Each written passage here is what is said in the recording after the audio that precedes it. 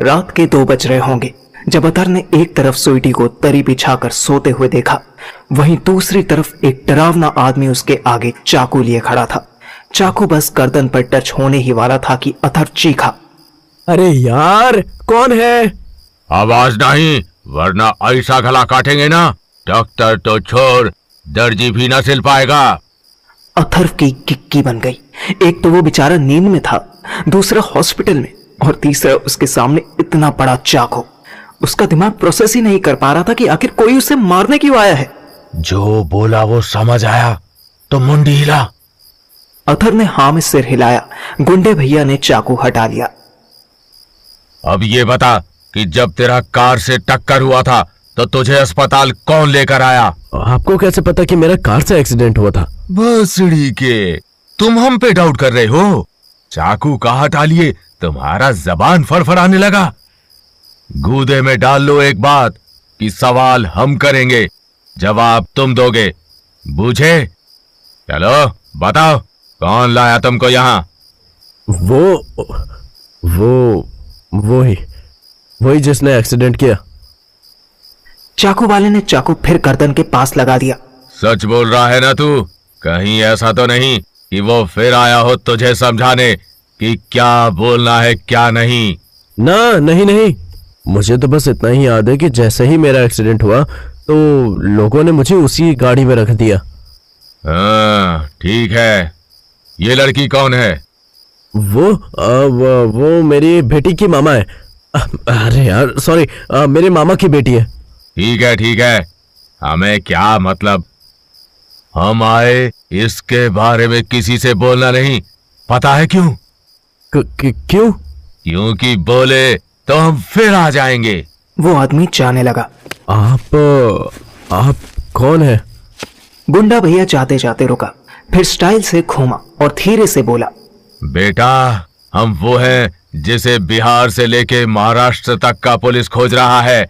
हम वो हैं जिसके सर पे 4 मर्डर का इल्जाम है। हम वो हैं जिसको पकड़वाने के लिए सरकार 5 लाख का इनाम देने को राजी है। और जानना चाहते हो हमारे बारे में? नहीं। शाबाश।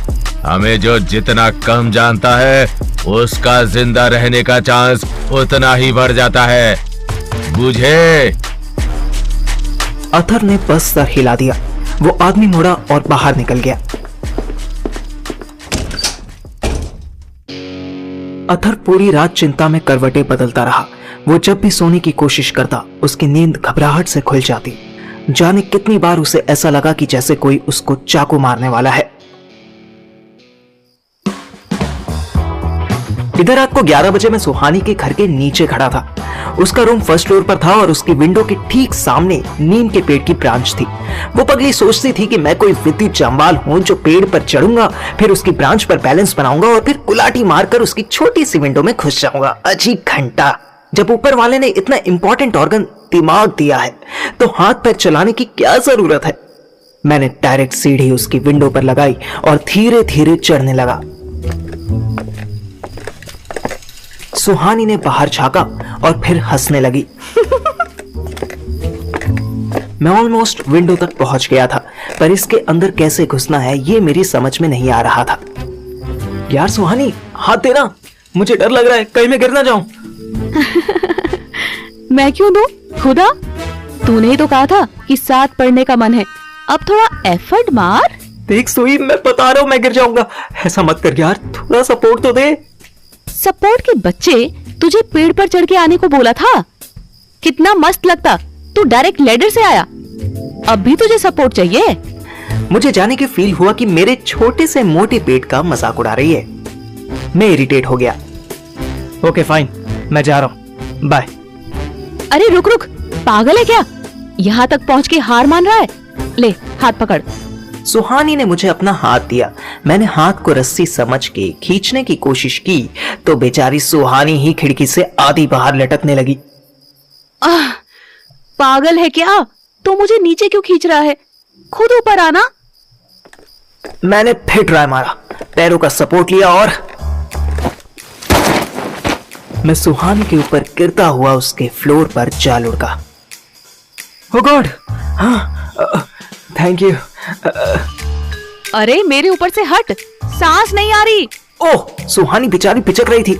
मैं तुरंत हटा और विंडो से नीचे झांका। ओह शिट, बैल की पूंछ। शिट यार, सीढ़ी तो नीचे ही गिर गई। हाँ, बट तू तो ऊपर आ गया ना।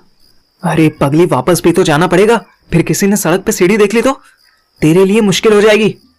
सुहानी ने भी नीचे गली में झांका। सीढ़ी मेरी लात खा के ऐसे गिरी थी जैसे कोई शराबी सड़क पर फैल गया हो। पर अच्छी बात यह थी कि सीढ़ी इस विंडो से थोड़ी दूर गिरी थी। टेंशन मत ले, सुबह 5 बजे तक घर में सब सो रहे होंगे, तब तू जाएगा ना, कोई नहीं देखेगा, ठीक है? ठीक है। मैंने हाँ तो बोल दिया था, पर अंदर से मेरी थक थक हो रही थी। मेरे अंदर का सारा एक्साइटमेंट एक सीढ़ी की वजह से साइड में दब गया। अगले ही मिनट सुहानी बुक्स खोलकर बैठ गई। हम सीरियसली सिर्फ पढ़ाई करने वाले हैं? हाँ, तो तू क्या सोच कर आया था? मैंने कोई जवाब नहीं दिया और एक बुक उठा ली। पढ़ना वाकई जरूरी था।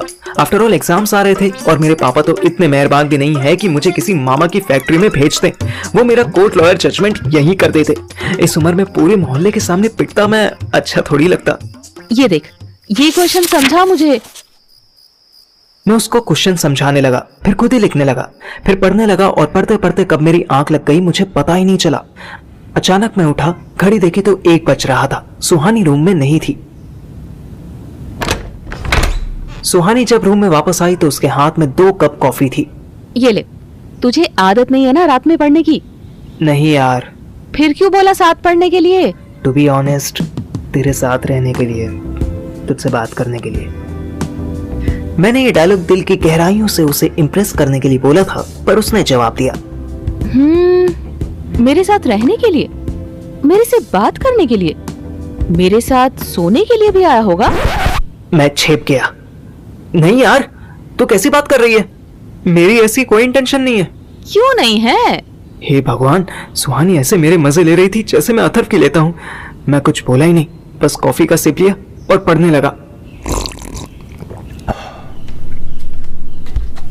सुहानी मेरे पास आई, मेरा हाथ अपने हाथों में लिया और अपने गाल पर रख लिया।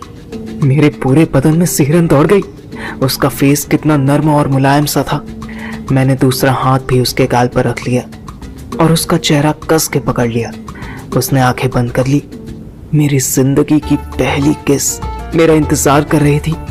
मैं आगे बढ़ा ही था कि हम दोनों को चौकीदार की आवाज आई। कुत्ते की लात, ये कहां से आ गया? कुत्ते की लात इसमें क्या करेगी? और चौकीदार तो रोज आता है यार, उसकी ड्यूटी है। तू क्या चोर है जो डर रहा है?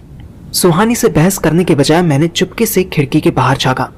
चौकीदार ने शराबियों की तरह पीच गली पर फैली सीढ़ी को साइड में तरीके से रख दिया।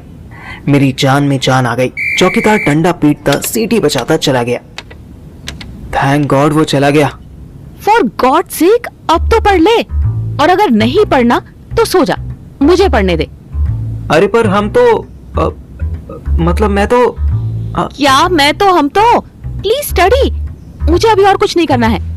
मैं सुहानी की टोन से ही समझ गया कि मेरे अचानक से हट जाने से वो इरिटेट हो गई है। बात आगे बढ़ाने के बजाय मैं चुपचाप पढ़ने बैठ गया। रात के 2 बज रहे थे कि फिर नींद आने लगी। मुझे ऐसा लग रहा था जैसे सामने रखी बुक मुझे हिप्नोटाइज कर रही है। ऐसा भी लग रहा था जैसे कोई मेरे कान में फुसफुसाते हुए कह रहा हो, सो जा पार्थिव, सो जा, सो जा, तू नींद से भरा हुआ है। और मैंने बात मान ली। नींद में ही मुझे फील हुआ कि किसी ने मुझे चादर उड़ा दी है। फिर ऐसा लगा जैसे सुहानी मेरे पास आकर मुझसे चिपक कर लेट गई हो। कितना अच्छा सपना है ये। सुहानी के साथ सुहाना सपना देख रहा था मैं कि मुझे प्यास लगने लगी। नींद तो टूट ही गई थी, पर आलस आ रहा था कि कौन उठे और पानी की बोतल ढूंढे। फिर मेरा ध्यान गया कि सुहानी मेरी तरफ पीठ करे मुझसे बस 1 इंच की दूरी पर ही सो रही है। वो सोते हुए इतनी प्यारी, इतनी मासूम सी लग रही थी जैसे कोई 2 साल का बच्चा हो। मुझे उस पर प्यार आने लगा। मैंने टाइम देखा, 5 बज रहे थे। 5 मिनट और सो लेता हूँ, फिर चला जाऊंगा। और फिर मैंने अपनी जिंदगी की सबसे बड़ी हिम्मत की। मैंने सोती सुहानी को पीछे से जकड़ लिया और उसको बाहों में भर के 5 मिनट के लिए ही सही आंखें बंद कर ली।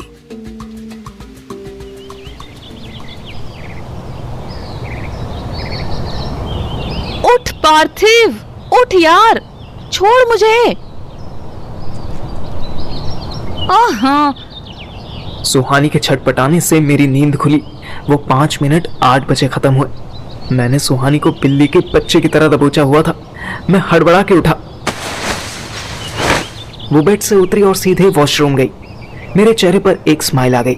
फिर याद आया 8 बज रहे हैं, सब तो जग गए होंगे, यानी पेड़ से नीचे उतरकर जाना ही एकलौता ऑप्शन बचा था। मैं खिड़की पर पहुंचा, नीचे झांका। पेड़ के पास कुछ स्टूल्स डालकर 3 लोग चाय पी रहे थे और सीढ़ी गायब थी।